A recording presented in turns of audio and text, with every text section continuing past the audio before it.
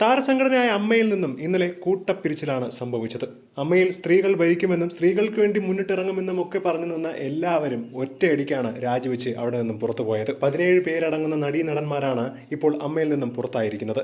മാത്രമല്ല, അമ്മയിൽ നിന്നും രാജിവെച്ച ലക്ഷ്മിപ്രിയ മാധ്യമങ്ങളോട് സംസാരിച്ചപ്പോൾ പറഞ്ഞ വാക്കുകൾ ഏറെ ശ്രദ്ധ നേടുകയാണ്. മാത്രമല്ല, വാട്സപ്പ് വഴി രാജിക്കത്ത് നൽകിയ ലക്ഷ്മിപ്രിയയുടെ രാജിക്കത്ത് ഇപ്പോൾ പുറത്തായിരിക്കുകയാണ്.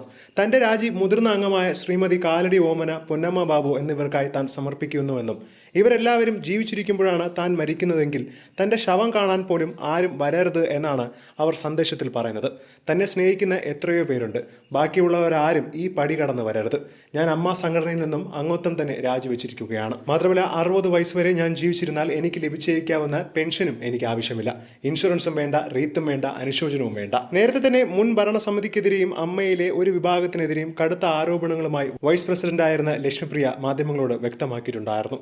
ഒരു വിഭാഗം ആളുകൾ പറയുന്നത് മാത്രമാണ് പലരും വിശ്വസിക്കുന്നതെന്നും സത്യം പറഞ്ഞാൽ നമ്മളിവിടെ വേട്ടയാടപ്പെടുകയാണ് ചെയ്യുന്നത് എന്നാണ് ലക്ഷ്മിപ്രിയ ആരോപിക്കുന്നത്.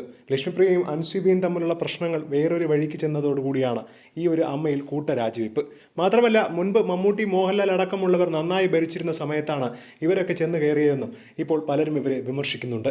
എന്താണ് ഇതിനെക്കുറിച്ചുള്ള നിങ്ങളുടെ അഭിപ്രായമെന്ന് താഴെ മറക്കാതെ കമന്റ് ചെയ്യുക.